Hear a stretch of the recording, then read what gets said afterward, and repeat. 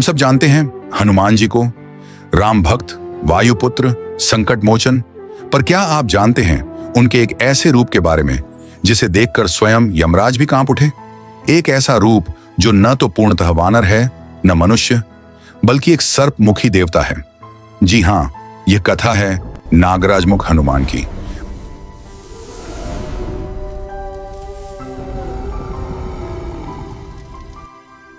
वह अवतार जो तब प्रकट हुआ जब संसार के सबसे प्राचीन और घातक विष ने मानवीय रूप धारण कर लिया था। यह कहानी है भक्ति बनाम विष की, धर्म बनाम अधर्म की, और अंततः आपके अपने मन के भीतर छिपे अहंकार बनाम आपके विवेक की। आज पहली बार उस गुप्त दिव्य युद्ध की पूरी कहानी सामने आ रही है जिसने तीनों लोगों के भाग्य बदल दिए। क्या आप तैयार हैं उस रहस्य को जानने के लिए जो नाग पंचमी के पीछे छिपा है? तो बने रहिए, क्योंकि अब शुरू होती है वह दिव्य कथा।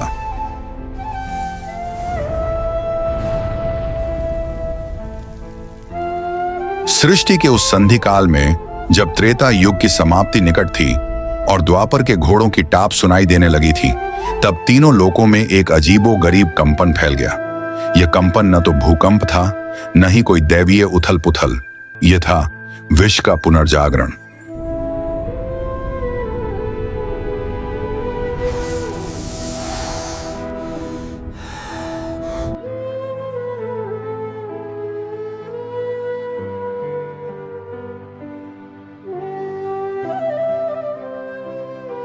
क्या तुमने महसूस किया? ये साधारण कंपन नहीं, ये तो वैसा ही आध्यात्मिक कंपन है जैसा समुद्र मंथन के समय हलाहल विष निकलते हुए हुआ था। पर शिवजी ने तो उस विष को कंठ में धारण कर लिया था ना। महाराज, भूगर्भ के सबसे गहरे प्रकोष्ठ से एक हरी लौ निकल रही है। ऐसा लगता है मानो कोई उस अवशेष विष को, उसकी स्मृति को पुकार रहा हो।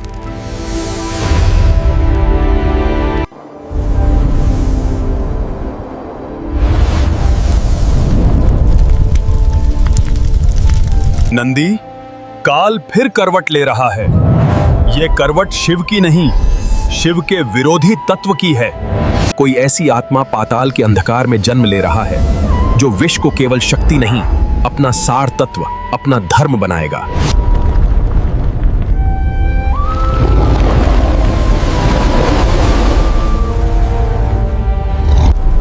और इस तरह जन्म हुआ विषासुर का।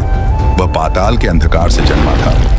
उसके रक्त में विष बहता था और उसकी सांसों में मृत्यु।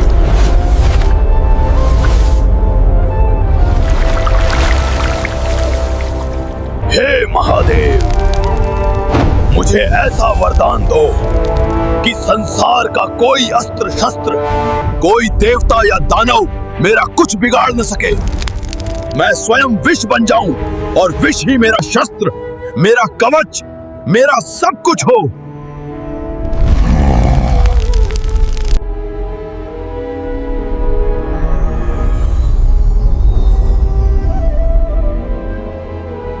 तू विनाश चाहता है, पर प्रकृति संतुलन चाहती है। सुन विषासुर, तेरे शरीर का ये विष, इसका विनाश केवल वही कर सकेगा जो विष और अमृत आस दोनों को एक साथ साधें, जिसके भीतर विष का नियंत्रण भी हो और अमृत की शक्ति भी।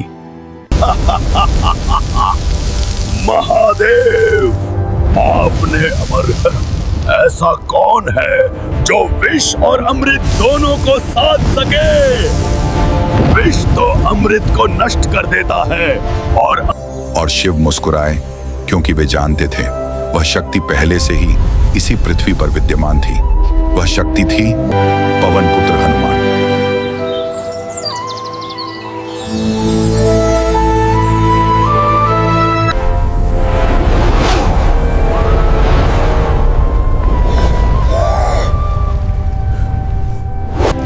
कैसी अशांति!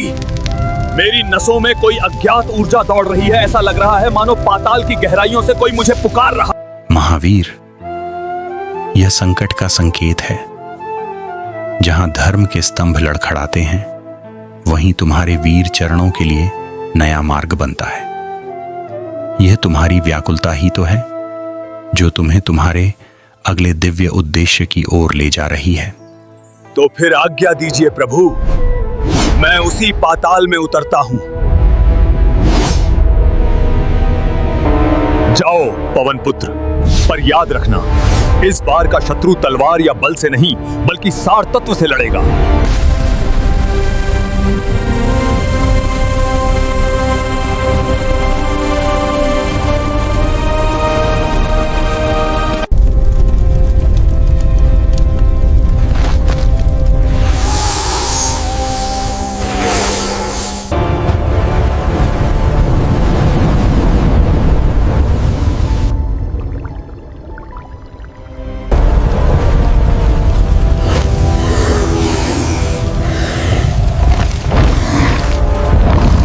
महावीर बचाओ, वो विषासुर हमारे फणों का विष चूस रहा है।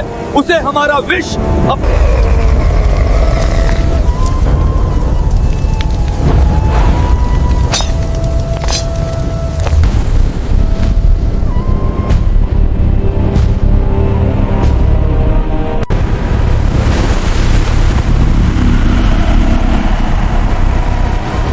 हो, एक वानर, क्या राम ने तुम्हें मेरे विष का स्वाद चखने भेजा है? मैं धर्म का दूत हूँ और तूने इस पवित्र लोक का धर्म, इसके अस्तित्व को ही भ्रष्ट कर दिया है। धर्म, यहाँ का धर्म अब विष है और तू अब उसी धर्म का भोग बनेगा।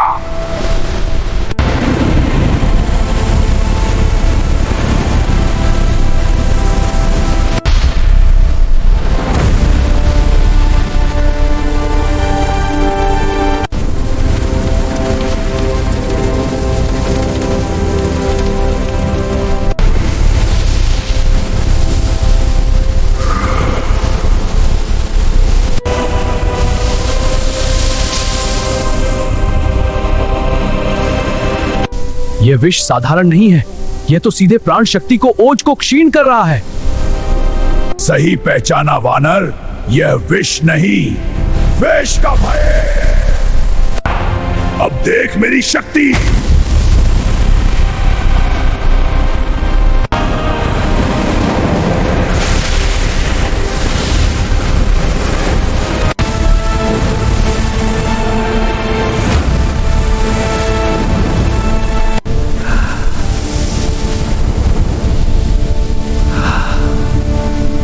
नहीं, इस युद्ध में केवल बल काम नहीं आ रहा।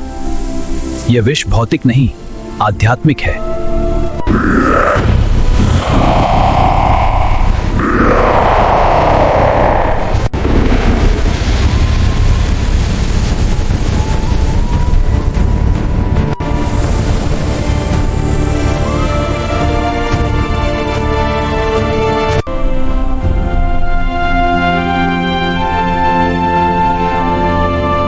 हे महादेव, इस असुर का विष अद्भुत है। वह मेरे बल को मेरी ताकत से काम करता है। तेरे भीतर अमृत तो है, पर विष के साथ उसका सामंजस्य नहीं है। हनुमान, तू वायु का पुत्र है, अनंत ऊर्जा का धाम है, पर विष का स्वामित्व तुझे अभी आता नहीं। मुझे मार्ग दिखाइए प्रभु, नाग कुल की रक्षा करनी है।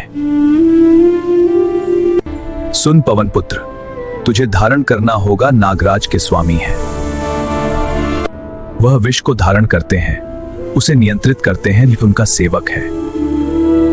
पर यह रूपांतरण कोई साधारण परिवर्तन नहीं है, यह होगा तत्व संयोग। जब तू नाग का स्वरूप, नाग का तत्व अपने भीतर धारण करेगा, तो विष तेरा सेवक बनेगा, शत्रु नहीं। मैं आपकी आज्ञा शिरोधार्य करता हूं, यह तुम्हारा मार्ग है।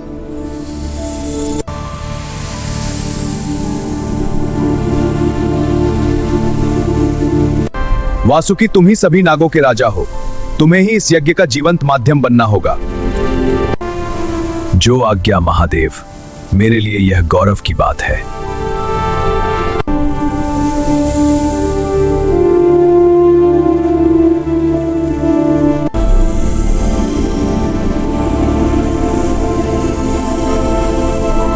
हे वायुपुत्र, आज से तू केवल बल का प्रतीक नहीं, बल्कि विष पर विजय का प्रतीक भी बनेगा।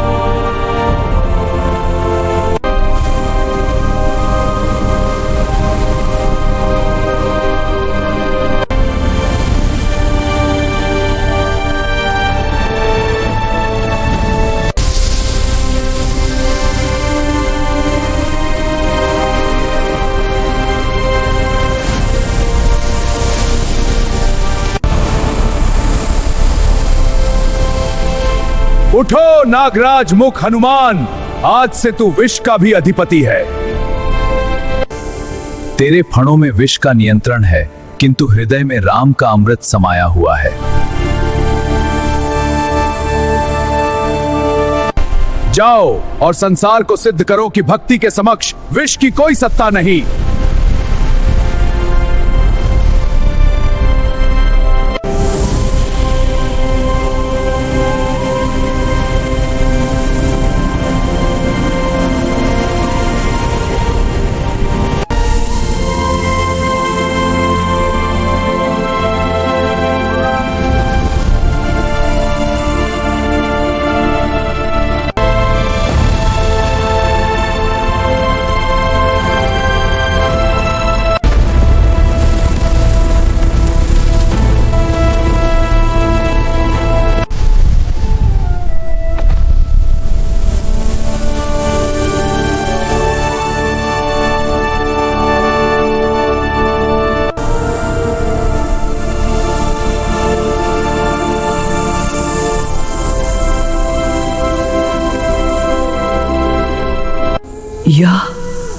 यह तो अमृत का स्पर्श है।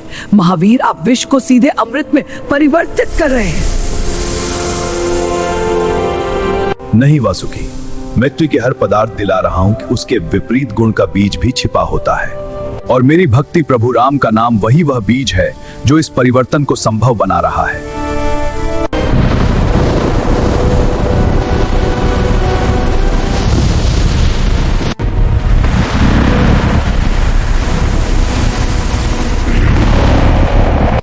क्या यह कैसा विकृत रूप धारण किया है तूने? क्या तू भी अब विष के मोह में फंसकर? तेरे विष का मुझ पर कोई प्रभाव नहीं है राक्षस, यह मेरा दिव्य रूप है। मैं विष का स्वामी बना हूं, दास नहीं। और अब वह समय आ गया है जब तेरा अधर्म, तेरे अहंकार का अंत होगा।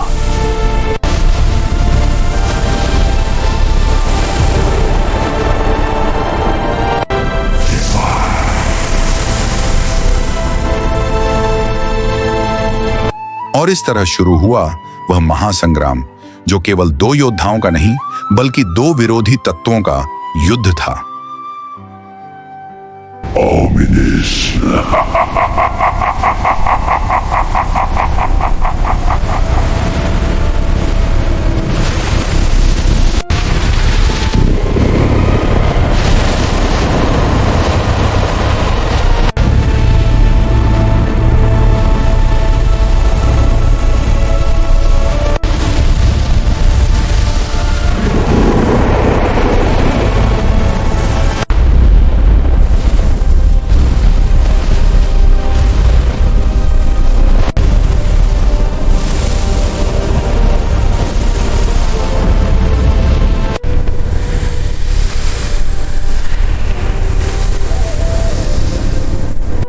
देख वानर, यह मेरी आत्मा का सार है।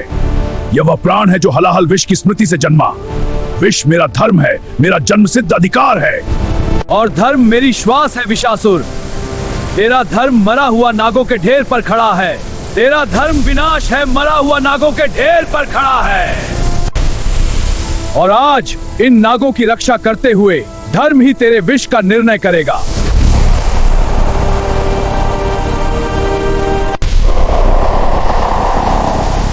तो ले अपने धर्म का स्वाद।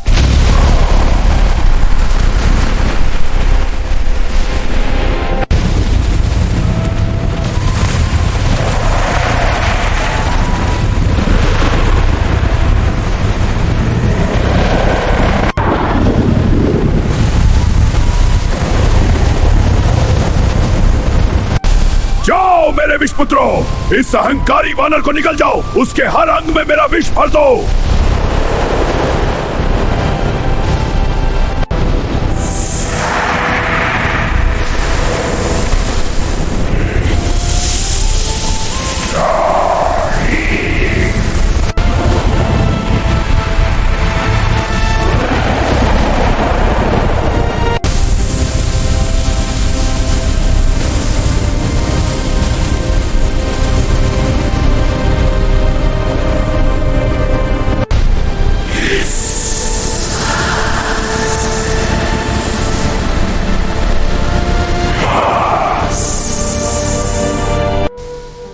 शांत हो जाओ, तुम स्वतंत्र प्राणी नहीं, केवल भय की उपज हो।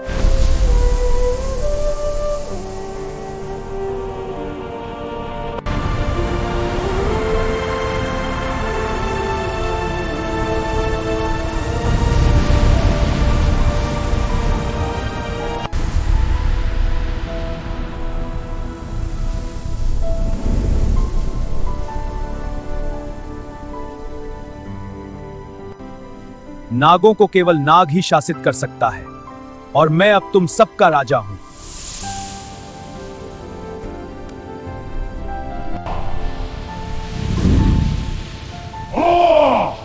मेरी शक्ति का अस्त्र!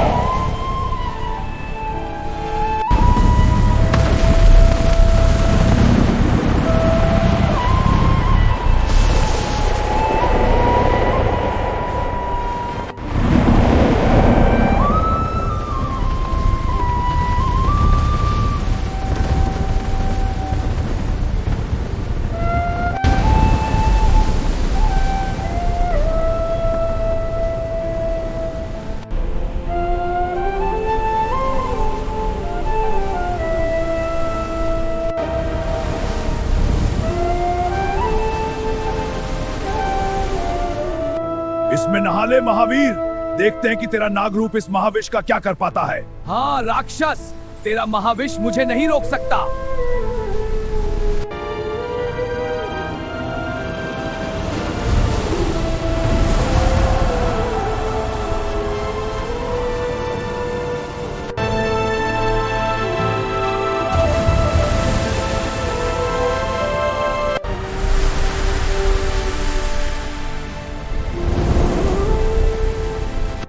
नहीं! गो!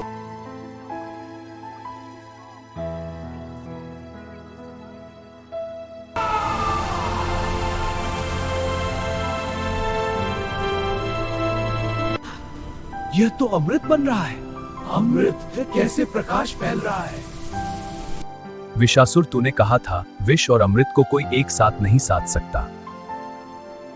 देख, मेरे हृदय में प्रभु राम का अमृत का कंठ। यही है साधना।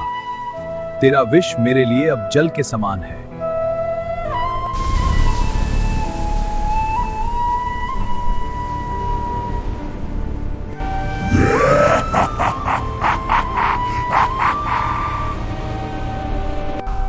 तू मुझे नहीं मार सकता हनुमान, मैं तुझे फिर से दोहराता हूं।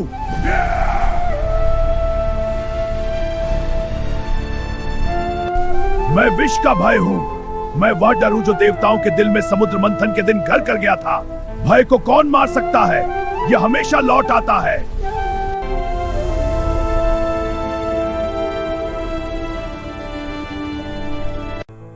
हाँ, यही रहस्य है। यह शारीरिक विष नहीं, मानसिक विष है। भय, और भय का एक ही इलाज है।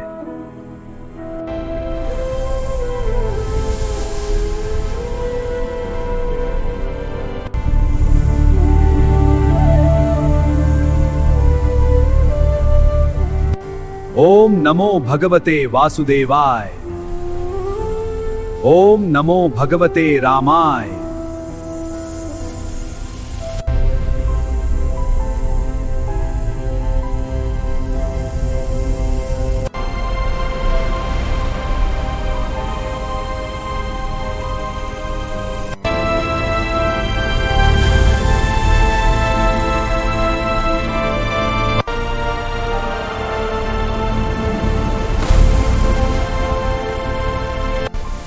यह प्रकाश, यह मेरे विष को हो। यह प्रकाश भय का नाश करता है विशासुर। यह प्रकाश है भक्ति का, और भक्ति विष से, भय से, यहां तक कि मृत्यु से भी श्रेष्ठ है।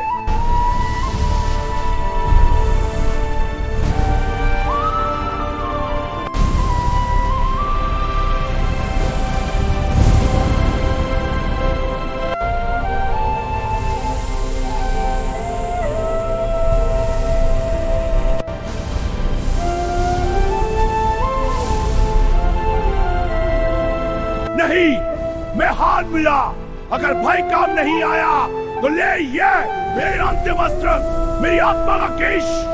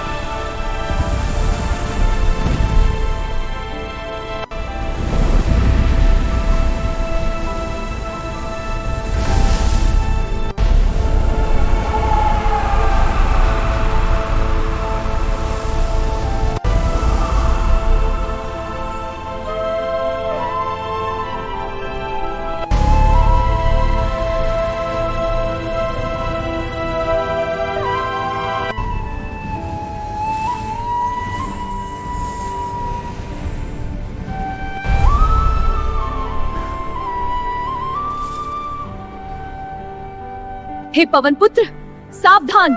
यदि यह गोला फूटा तो इसका विष पूरे पाताल को नष्ट कर देगा। हमारा संपूर्ण वंश, हमारे बच्चे सब खत्म हो जाएंगे।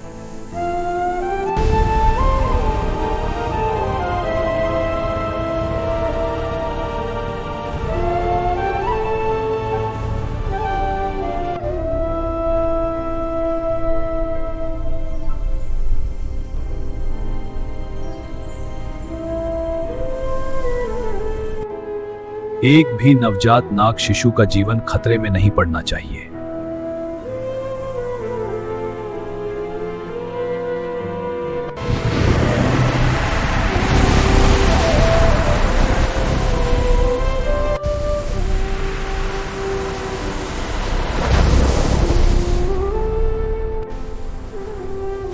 महावीर भी, आपने क्या किया?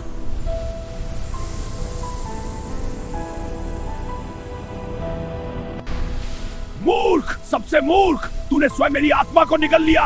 अब तेरा अंत निश्चित है।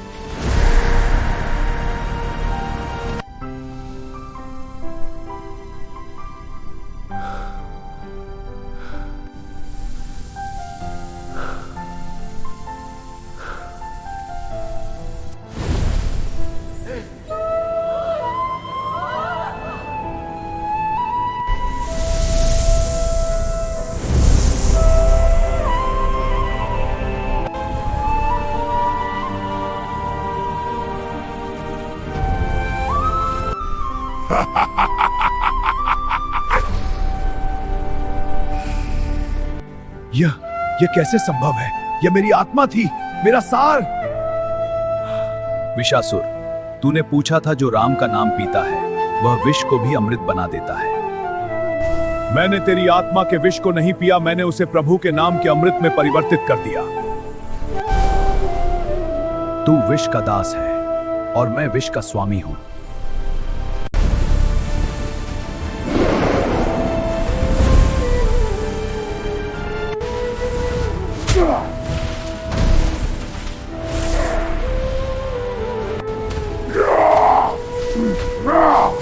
Cease your struggle, demon. छोड़ दो मुझे, मैं जाने दूंगा नागों को, मैं पाताल छोड़ दूंगा।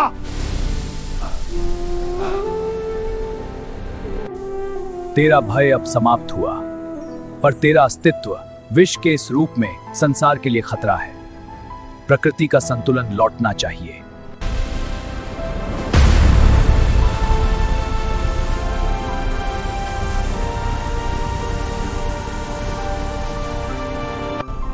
जय श्री राम।